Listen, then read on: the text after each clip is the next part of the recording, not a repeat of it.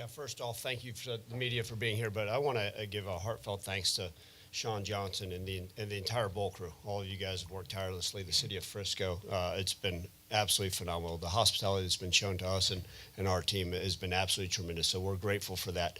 Obviously, an honor, a privilege for us, the University of Memphis, our program, to be here at the Scooter's Coffee Frisco Bowl and to be able to play a wonderful opponent in West Virginia. Obviously, we take a lot of pride and tradition in playing in bowl games. I think we're the only seventh team in college football to be playing our 11th straight bowl game. Obviously, we came here to enjoy the bowl festivities and do all those things, but ultimately go home with a trophy. And our guys have worked tirelessly for the last couple of weeks when we knew who the opponent was to prepare for tomorrow night's game. We're excited to be able to play on a national stage, again on ESPN, and all those partners that will be watching. But, it's a privilege and honor always, like I say, to even have these two young men, Seth Henigan and Chandler Martin, two captains, two leaders of our team that have meant so much to everything we've been able to do. But look, when it's all said and done, we're excited for tomorrow night. We're excited to be playing an excellent West Virginia team, another team from the Big 12 in a bowl game. The preparation that's occurred. We also, I can't, without losing mind on this thing, we've also had 16 student athletes graduate this weekend, which is absolutely phenomenal. 5 of them are first generation. So hopefully this past weekend was a weekend of celebration as we head into tomorrow night. We know it's going to be a 4-quarter battle. We're excited about the challenge ahead, but ultimately the goal is to go home with that thing late tomorrow evening. But excited to be here. Late tomorrow evening. Yes, it is an 8 o'clock kick here at Toyota Stadium and on ESPN. Thank you. All righty, we're going to open it up to questions. Anybody in the room here have a question for Memphis? We're going to go right over here. Patrick, it'll be to your right. Ryan, in preparation, now that you've been able to dive into West Virginia, just what are you seeing out of, on both sides of the ball? Since when I want you to identify yourself, Frank Bonner, Daily Thank you. Memphian. I pay attention. Thank you. So I did it for you, bud. Glad you're here. The biggest thing is you see a team, right? They're a Power 4 team, and you get to see that. And I think they always pride themselves in starting in the trenches, right? Their defense line is probably the best we've seen all season. They're fast. They get off. They're big. They're tough. So they got the best D-line we've probably seen so far this season. And then they pride themselves on their offensive line, right? I mean, it starts with their left tackle, who will be a first-round draft pick. They got mostly guys that played a lot of football that are 4-year starters on their offensive line.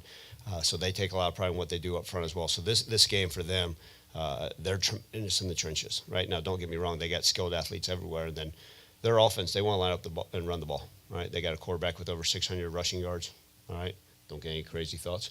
They have 2 running backs with over 600 yards. So West Virginia prides themselves, hey, we're going to be better than you at our offensive line, all right? And we're going to try to run the ball down your throat. And then defense line, they're very, very talented. So for us, look, it's going to present a lot of challenges. Also, it's no different, right? They do have an interim head coach.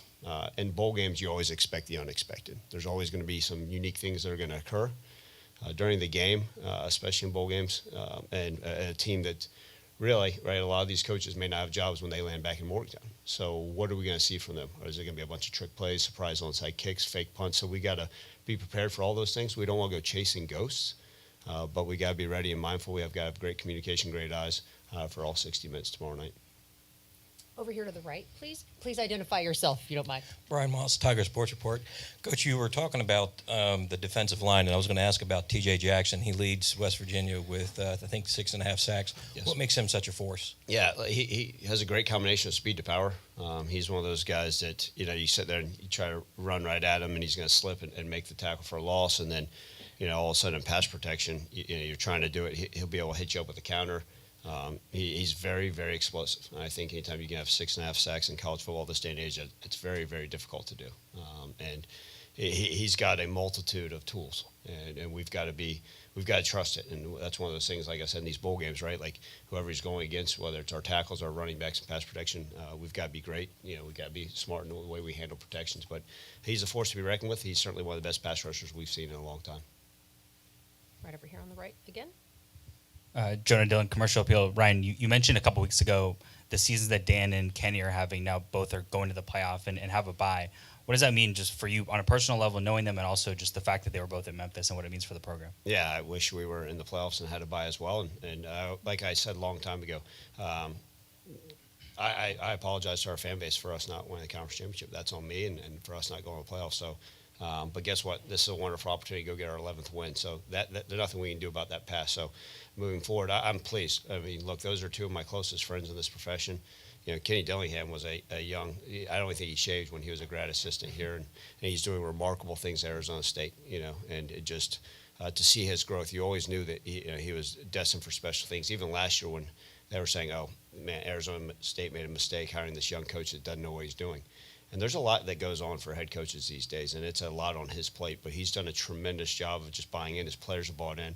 He's got a tremendous amount of energy, as everybody gets to see, and he's really passionate. He wears his emotions on his sleeves, and that's a good thing because the players have bought into him. And so I'm so proud for Kenny. And then, Dan Lanning's a guy, right, came in, was a grad assistant in Alabama, and, had the opportunity to come and get his first full-time job at Memphis. And, I think he was 30 years old when he was on our staff. And you got to see a great work ethic, a young man that understood football at a really high level with Dan. And, we know the story about his wife and what she went through. You talk about a battle-tested man of character. His wife or his kids slept at my house through a lot of those battles with the cancer. And so Dan's a very, very close friend. I've mentioned to you guys, I actually went and spent a couple days in the spring at Oregon to see if I could better myself.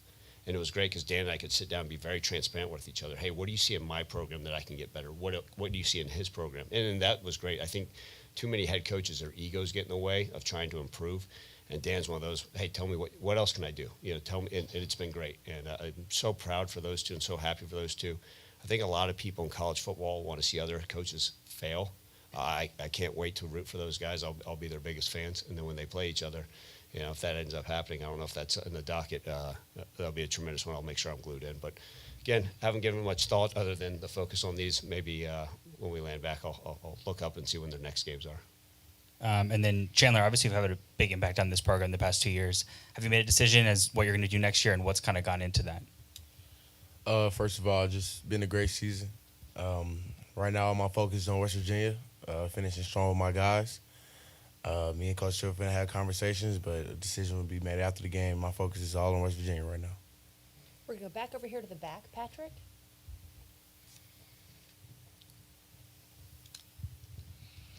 Avery Braxton, ABC 24. This question is for Seth. Obviously, you played your high school ball at in Denton, just about an hour from here. What does it mean for you to kind of have your career kind of come full circle and be able to finish here in your home state of Texas and your Dallas? Yeah, I mean, I feel like it's just a blessing just to be able to come back near my hometown and be able to have my family. I'll have like 10 people at the game. So just for them to, have it close to my hometown and for them to be able to watch my last game in college football, that's just a blessing. And then for Coach Silverfield, the opportunity to have potentially 2 Power 4 wins in a season and, beat a Power 4 team for the second year in a row in a bowl game. What would that mean to you and your program? Yeah, I talked to our team about it. I do think that there's uniqueness within a 365 period, right, to be able to go beat 3 Power 4 teams, right? Obviously the Liberty Bowl game versus Iowa State last year was tremendous for our program and what it meant to these players. Then the opportunity to go down to Florida State and beat FSU down in Tallahassee and then come back and have the opportunity to beat a very good team, a Power 4 team that has a winning record in the Big 12 in West Virginia. So it means a lot because all it does is just means that we belong. If we handle our business, we should have the opportunity to finish maybe as a top 20 team in the country. But, we don't think about those other than, guess what, it's a faceless, nameless opponent. We've got to go out there and do our job. And literally about an hour ago, I just got done talking to our guys about we got to be great in fundamentals like you do in every bowl game. But, look, anytime we get our opportunity to put that Leaping Tiger logo on the map and to be recognized nationally, it's a huge thing. Right up here in the middle, please. Rachel Phillips with ABC 24. Ryan, obviously this group of seniors is your first group that you've gone all the way through with as a head coach. Just what does this group mean to you and what would getting a win with them in their last game mean? Yeah, I mean, I think it's everything. These guys have meant the world to me. I think about this. All this guy knows is at the end of the season hoisting a trophy. Obviously we wish we were hoisting championship trophies, but, man, that's a remarkable thing. The guys like Greg Rubin, Jonah Gamble, Kobe Drake, who's one of the long-tenured ones. But it's been phenomenal. It's such a special group. Like I say, I wake up every day with the best job in the world, right? An honor and privilege to coach these guys and what they mean to me and what they've meant to this program more than anything. Those guys have stayed loyal and committed. They've seen the success and the fruition of their hard work pay off and it come to fruition. And man, it's everything. It's all about them. And more than anything, I can't wait. Hopefully at 11:30 tomorrow night for those guys to be celebrating, because there's no better feeling to watch the guys enjoy themselves in the locker room. Back to the back, right over here. Kevin Kinder, Blue and Gold News for Seth. Coach mentioned, you've known who you're playing for a couple of weeks now. With your experience, how much do you participate in putting the game plan together and putting into, hey, I see these things, I think these things will work out, they've worked in the past, or I feel like they're comfortable against this defense? Yeah, I mean, a relatively small amount, to be honest. I kind of leave the coaching and the game plan to the coaches, and then I try and execute my job. But obviously, Coach Cramsey and I and Coach Silverfield and I have a great relationship, so I'm able to give my input where it's needed, and they respect my opinion, and then obviously I respect what they do as coaches and the game plan they put together. So they've done a great job the whole entire year trying to formulate the best plan for each and every opponent. So I feel like we have a good game plan, and I'm just ready to execute it. We've been so fortunate, I don't mean to speak over, but both these two young men are coaches on the field, right? They may have that coach-to-player communication reality. I think both of them, we could say, hey, take that green dot off, and they could both call the game themselves, which is so tremendous. So that's what's so great about not only having captains and leaders and phenomenal football players, but they're some of the smartest young men I've been around. And both of these guys could easily go out there and handle it. And no knock on Coach Cramsey or Coach Hankins, right? But those two could literally, and they've done a great job, right? Like Chandler Martin will meet with Coach Hankins and say, hey, here's what I want. Or a lot of times the call's on them. No different than with Seth. Sometimes I think Seth does like you can't hear, and then he'll call his own play. And it's good for both of them. But I'm just telling you, one of these days, and I hope they get to play football for a long time, maybe we could add coach to their title because they certainly deserve it. Any other questions in the room? Back over here to the left, please. We'll do the last one here in the room, then we'll open it up to Zoom. We have 4 questions. For Chandler and for Coach Silverfield, dealing with a more mobile quarterback, a dual option threat, what are you guys kind of keying in on? Obviously, they do want to run the ball, but his ability to do things both with his legs and his arms, how are you keying in on that? Having a mobile quarterback, it kind of evens things up, makes it a really 11 on 11. So we just have to be really assignment sound. Have to find a way to take 2 up with one person. Just making sure we're doing our job at the end of the day. That's all it comes down to, 11 people on the field doing the job, and we should be able to be okay. I think that's one of those things like Chandler was just saying, it's an added element to the game.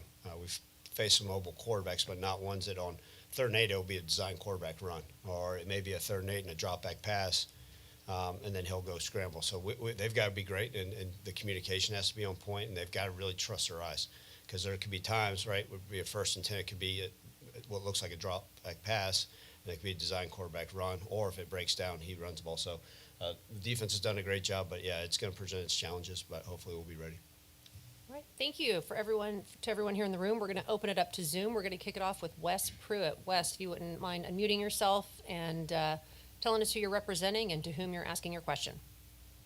Wes Pruitt, 4-Star Sports Media. First question is for all 3 of you. Coach, last year 10 wins, this year 10 wins. First time in program history. This team has 2 seasons of 10-win seasons. Right now you're at 20 wins. A win tomorrow night will be the most wins in a 2-year stretch. Coach and players, what does that mean to you in the long run of building this program? I think this day and age in college football, Wes, it's really, really hard to sustain success. And I think we see that with the ebbs and flows and the ups and downs of so many programs. It's really, really difficult with all the things that occur. But, again, the credit should go to the players because they're the ones that are the most consistent. They've been dialed in.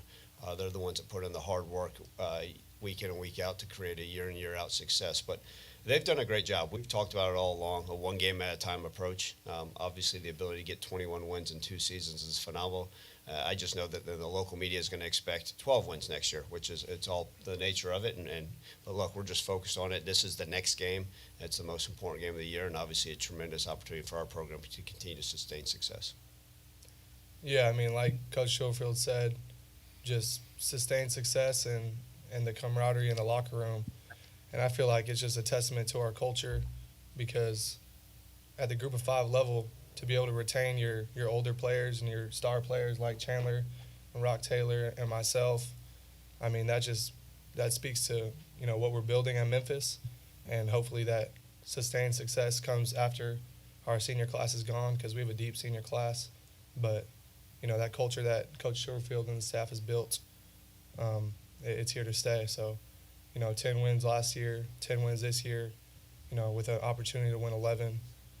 Hopefully we just keep on building on that after we're gone. Yeah, it's great. It's a testament to the culture for sure. I'll probably say this is one of the favorite teams I've ever been on in my career, and I've been on a lot of great teams. The guys just really love each other in the locker room. Like, we're really playing for each other. Just being able to go out there and play with the guys is just a pleasure, and we're winning because we're playing for each other. So I think it's a testament to the culture that Coach Silverfield is building, the staff, and hopefully we can keep it going. All right, we have time for 2 more questions on the Zoom. We'll go to Stephen Hawkins and then Mitch Davis. Go ahead, Stephen. Hey, yeah, Stephen Hawkins with the Associated Press. Just talk about, you're so unique in college football, the only 4-year FBS starting quarterback right now that's done it all at one school. What does that mean to you to kind of finish what you started? Yeah, it means the world. I'm just a team-oriented guy, team over me mentality that's been preached to me throughout my whole entire career. And I've just been fortunate enough to have had the same head coach for all 4 years. I feel like that was really important in this day and age of the transfer portal. You're seeing, you know, everyone leave, especially at the lower levels, to go to a Power 4 or get a different opportunity. But I was able to have the same head coach, same offensive coordinator for my last 3 years. So it kind of just worked out in my favor. I'm a product of luck. That's something I say, hard work and luck. And that's how I made it to where I am today. And to have had all my players, for the most part, stay with me, and then the staff stay the same, that's allowed me to stay at Memphis and have had a pretty successful career. And then we'll wrap it with Mitch. Go ahead, Mitch. Hey, Mitch Davis, the MitchDavisShow.com. Seth, this is a question for you. I do want to ask you, you've kind of talked about it a little bit, but I do want to ask about your legacy at Memphis. And you have been a pillar for this program and really laid the groundwork for future generations of Tigers. Talk about your legacy, and personally, what does the University of Memphis mean to you personally as a quarterback? Yeah, I mean, I've said it before. I mean, legacy, people will perceive me how they perceive me.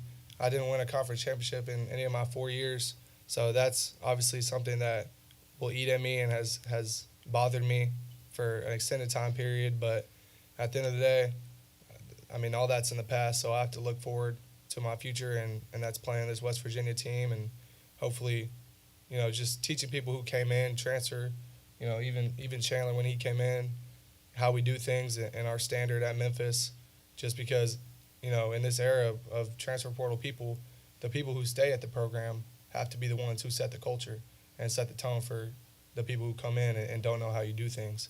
So hopefully I was just one of those guys who, you know, took people under their wing, taught them how we do things, and tried to continue to build our culture and our standard. And whenever I'm gone, I've said it before, hopefully these young quarterbacks, these star quarterbacks that we have coming in, they can lean on me for advice, just how I leaned on Brady White whenever I was a young freshman. So I just want to be a guy that people at the University of Memphis and football players can reach out to and just be a resource for them and this university going forward, because this university means the world to me, and I'm just grateful to have been a Memphis Tiger and to have one more opportunity to put on that Memphis helmet.